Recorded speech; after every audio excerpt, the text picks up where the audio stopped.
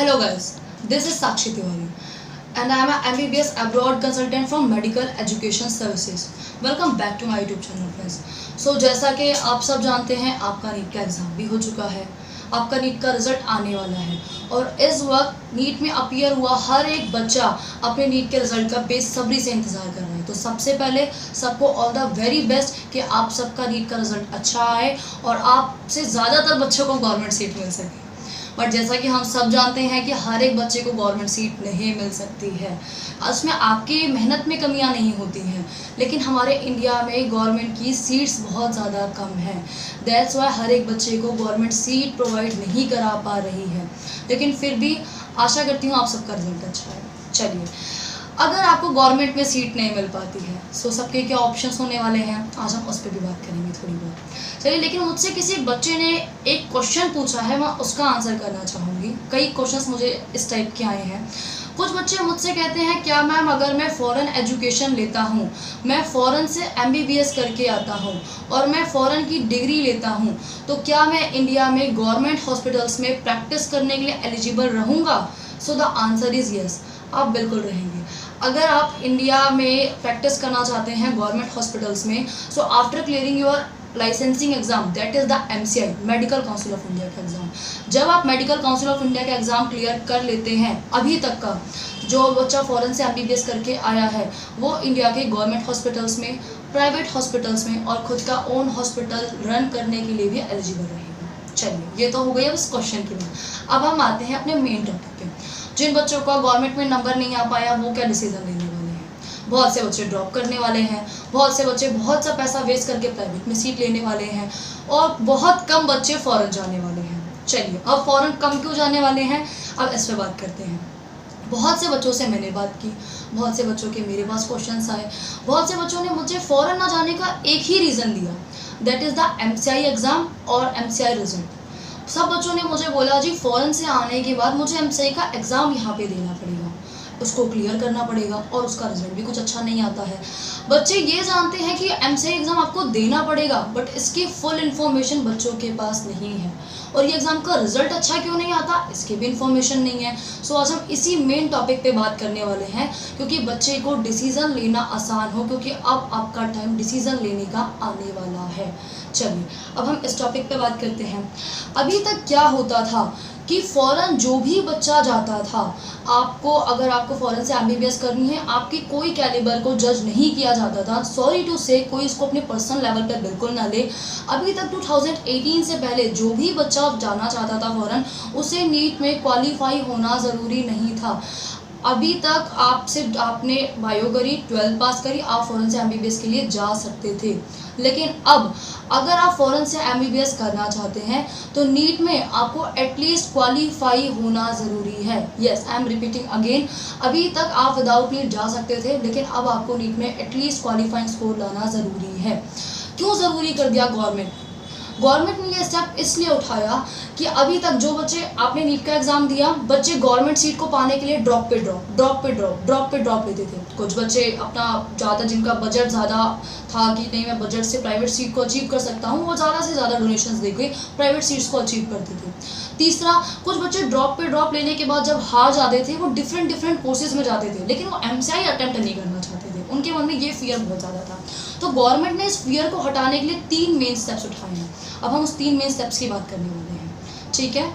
अब पहला main step जो गवर्नमेंट ने उठाया आपके MCI रिजल्ट को सुधारने के लिए, वो आपका पहला स्टेप क्या था? उन्होंने ये स्टेप उठाया कि अब जो भी बच्चा फ़ॉरेन से MBBS करेगा उसे नीट में एटलीस्ट क्वालिफाई होना ज़रूरी है। दैट मीन्स अब जो भी बच्चा जाएगा उसकी कैलिबर को पहले ही जज किया जाएगा। अगर बच्चा कैलिबर होगा, अगर बच्चा क्वालिफाई होगा, तभी बच्चा जा सकता है।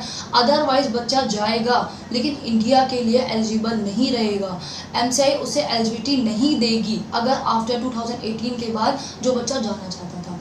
लेकिन 2018 में ये पहली बार बिल आया, लेकिन बहुत से बच्चों ने इसे अपोज किया, बहुत से बच्चों ने अपनी पिटीशंस दायर की और उस पिटीशंस में ये कहा गया, ग्राउंड्स ये रखे गए कि हम लोग नीट के एग्ज़ाम के लिए अवेयर नहीं थे, दैट्स वाई हमने फॉर्म फिल नहीं किया, दैट्स वाई हमने ज़्यादा पढ़ाई नहीं करी, क्योंकि हमने तो डिसाइड कर रखा था हमें फ़ॉरेन जाना है। ये कुछ ग्राउंड्स रखे गए उस पिटीशन की। इस वजह से आपकी जो आपकी गवर्नमेंट है, आपकी मेडिकल काउंसिल ऑफ इंडिया है, उन्होंने 1 साल का रिलैक्सेशन दिया बच्चों को। उन्होंने 2018 में बच्चों की बातों को माना, बच्चों की बातों को करा कि नहीं हाँ बच्चों की इस बार बच्चों को रिलैक्सेशन देने वाले हैं, लेकिन वो फर्स्ट और लास्ट रिलैक्सेशन था। उसके बाद जो भी बच्चा फ़ॉरेन से MBBS करेगा उसे नीट में क्वालिफाई होना ज़रूरी है, ये इस ग्राउंड्स में स्पेशली लिखा गया। अब ये क्या था, 2018 में आपको रिलैक्सेशन मिल गया, बच्चे चले गए। फिर गवर्नमेंट ने मार्च में एक बिल निकाला, जिस बिल में ये लिखा हुआ था कि आफ्टर 5 जून 2019 के बाद जो भी बच्चा नीट के लिए जाएगा, नीट को क्वालिफाई करेगा, नीट में क्वालिफाई स्कोर लाएगा, तभी बच्चा जा सकता है और तभी इंडिया में प्रैक्टिस कर सकता है। दैट मीन्स आपकी कैलिबर जज हो गई। अब बच्चे का पहला जो गवर्नमेंट का स्टेप था ये था MCI रिजल्ट को सुधारने के लिए। चलिए अब आते हैं हम दूसरे अपने मेन स्टेप पे, दूसरा और सबसे अहम step, that is the MCI exam. हाँ जी, MCI एग्ज़ाम होता क्या है? हम लोग MCI एग्ज़ाम बोलते हैं पर जानते नहीं हैं उसके बारे में। MCI एग्ज़ाम एक मेडिकल काउंसिल ऑफ इंडिया का एग्ज़ाम था। अभी तक क्या था, इंडिया में जो बच्चा MBBS करना चाहता था उसे नीट में क्वालिफाई हो गया, नीट में अच्छे मार्क्स ले आया, अच्छा बजट ले आया, उसको सीट मिल गई। फ़ॉरेन वाले बच्चों से नीट का कोई ज़रूरत नहीं थी, फ़ॉरेन बच्चा विदाउट नीट जा सकता था। अब फ़ॉरेन के लिए नीट को कंपलसरी कर दिया गया, लेकिन इंडिया के लिए कोई एग्ज़ाम नहीं था। आपने MBBS क्लियर करी, आपने प्रैक्टिस शुरू कर दी, कोई आपका स्क्रीनिंग टेस्ट नहीं लिया जाता था, लेकिन फ़ॉरेन वाले बच्चों से लिया जाता था। That is called the medical council of India test. वो एग्ज़ाम कैसा था, उसको भी थोड़ा सा बात कर लेते हैं उसके बारे में। वो एग्ज़ाम आपके 300 नंबर का होता था, जिसमें आपको 150 नंबर लाने होते थे। साल में 2 बार होता था, जुलाई एंड दिसंबर।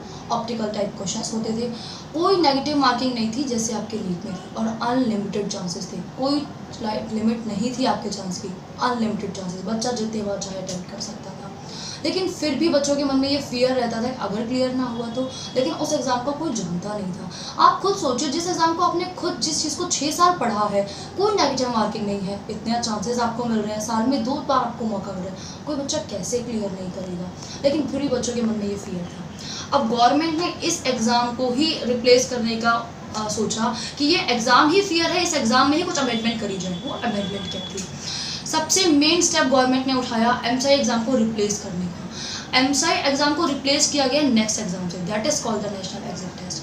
अब हर एक बच्चा कहता है मैम MCI एग्ज़ाम के नेम रिप्लेस करने से तो हमारा एडमिशन नहीं हो जाएगा, हमारा रिजल्ट नहीं सुधर जाएगा, तो ये भी अधूरी जानकारी है। ये एग्ज़ाम अब हर एक बच्चे को देना है। हाँ जी, I am repeating again.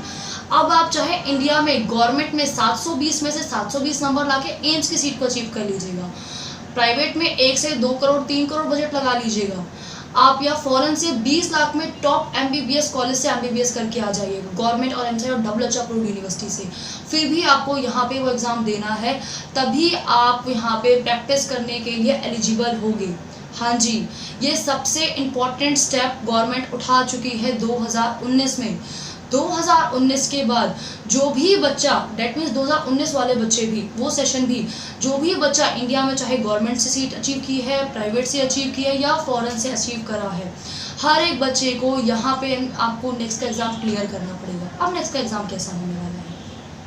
Next का एग्ज़ाम भी 2 पार्ट्स में होने वाला है, that is the next part 1 and next part 2। Next part 1 clear करते ही बच्चे को इंटर्नशिप करने का मौका मिलेगा, और नेक्स्ट पार्ट 2 क्लियर करते ही आपको परमानेंट लाइसेंस मिलेगा खुद का ओन हॉस्पिटल रन करने के लिए, और ये एग्ज़ाम हर एक बच्चा देने वाला है। सो मेन स्टेप तो ये हो गया। अब आपको इंडिया में चाहे आप ड्रॉप पे ड्रॉप ले लें, चाहे आप बहुत ज़्यादा बजट इन्वेस्ट कर दीजिए, या आप फ़ौरन से अपना जल्दी से स्टेप उठा के अच्छी यूनिवर्सिटी से, गवर्नमेंट यूनिवर्सिटी से MBBS करके आ जाइए, हर एक बच्चे को एग्ज़ाम देना है। सो ये हो गया आपका दूसरा स्टेप जो गवर्नमेंट ने उठाया। अब आते हैं हम तीसरे स्टेप पे।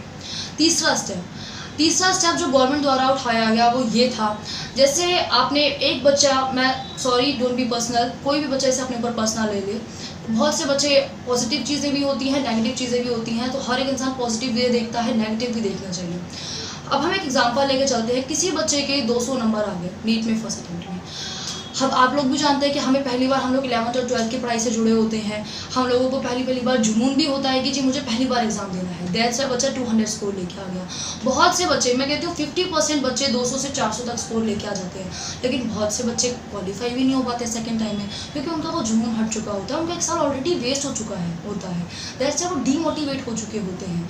इस वजह से कई बार बच्चे क्वालिफाई भी नहीं कर पाते हैं सेकेंड बार में। बिकॉज वो डिमोटिवेट हो चुके होते हैं, उन्हें पढ़ाई से थोड़ा सा वो हट चुके होते हैं, बट इसे कोई पर्सनल ना ले प्लीज़। अब गवर्नमेंट ने ये स्टेप क्यों उठाया, इस वजह से इन्हीं बच्चों के लिए स्टेप उठाया गया और ये तीसरा स्टेप था।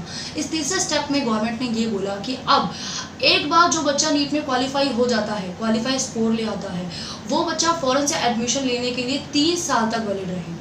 हाँ जी, अगर आप एक बार नीट में क्वालिफाई स्कोर ले आते हैं तो फ़ौरन से एमबीबीएस के लिए अप्लाई करने के लिए आप 3 साल तक वैलिड हैं, बट इंडिया के लिए आप ऑलरेडी सेम ईयर ही वैलिड रहेंगे। सो ये गवर्नमेंट द्वारा उठाया गया तीसरा स्टेप था। अब गवर्नमेंट ने इस स्टेप्स को उठाया क्यों? गवर्नमेंट का मेन स्टेप उठाने का रीज़न ये था, इंडिया में हर एक बच्चा गवर्नमेंट सीट को अचीव करना चाहता है, बच्चे के मेहनत में कमी नहीं होती है, बच्चे की मेहनत एलिजिबिलिटी, कोई बच्चा नहीं चाहता कि मैं फ़ौरन जाऊँ अपने माँ बाप से दूर, क्योंकि हर एक बच्चा छोटी एज का होता है। लेकिन बच्चे के पास बच्चे की एलिजिबिलिटी तो बहुत होती है बच्चे के अंदर, लेकिन गवर्नमेंट उन्हें सीट्स प्रोवाइड नहीं करा पा रही है। आप देखिए हर साल 15 से 16 लाख बच्चे नीट का फॉर्म भरते हैं और गवर्नमेंट के पास सीट्स बहुत ज़्यादा लिमिटेड हैं। दैट्स वाई गवर्नमेंट और इंडिया में डॉक्टर्स की कमी हो रही है। दैट्स वाई गवर्नमेंट ने ये स्टेप उठाया कि ज़्यादा से ज़्यादा बच्चे डॉक्टर्स बने, ज़्यादा से ज़्यादा बच्चे ड्रॉप ना लें। प्राइवेट में जो ये प्राइवेट की seats day by day expensive होती जा रही हैं, ये चीज़ें ना हो और बच्चे डिफरेंट कोर्सेज ना चुनें। दैट्स वाई गवर्नमेंट ने फॉरेन एजुकेशन को ज़्यादा से ज़्यादा प्रमोट किया, ज़्यादा से ज़्यादा एंटरटेन किया कि बच्चे ज़्यादा से ज़्यादा डॉक्टर्स बने और हमारे इंडिया में डॉक्टर्स की जनसंख्या ज़्यादा से ज़्यादा बढ़े। तो ये 3 मेन स्टेप्स थे जो गवर्नमेंट ने लिए। आपके जो मेन फियर है एमसीआई का एग्ज़ाम, एमसीआई का रिजल्ट, उसे आप हटा सकें। अब बच्चा एमसीआई रिजल्ट को सुधारने के लिए कैलिबर बच्चे जाने वाले हैं। एमसीआई का एग्ज़ाम कॉमन हो चुका है और आपका नीट का स्कोर वैलिड कर दिया गया है 3 साल के लिए। सो आशा करती हूँ आपका फ़ौरन ना जाने का जो मेन रीज़न था, जो आपका फियर था, जो आपके मन में घर कर चुका है, वो हट चुका होगा। सो प्लीज़ एक बेहतर डिसीजन लीजिए, ड्रॉप बिल्कुल मत लीजिए। प्राइवेट्स में इतना पैसा इन्वेस्ट मत कीजिए कि आपको एमडी के लिए पैसा ना बचे, because MBBS is a graduation course, MD के लिए भी आपको पैसा चाहिए। सो दैट्स वाई सारा पैसा एमबीबीएस में इन्वेस्ट बिल्कुल मत कीजिए। फ़ौरन से अच्छी यूनिवर्सिटी से एमबीबीएस करके आइए, क्योंकि फॉरेन यूनिवर्सिटीज़ आपको एमसीआई लिस्टेड, WHO अप्रूव्ड और गवर्नमेंट यूनिवर्सिटीज़ होती हैं। आपकी इंडिया ने भी उन यूनिवर्सिटीज़ को वैलिड किया है, WHO ने भी उन्हें वैलिड किया है और गवर्नमेंट यूनिवर्सिटीज़ हैं और आपके कम बजट में है। So that means in short, foreign university और foreign country is a better option to take a MBBS seat from abroad and for your bright future as well as.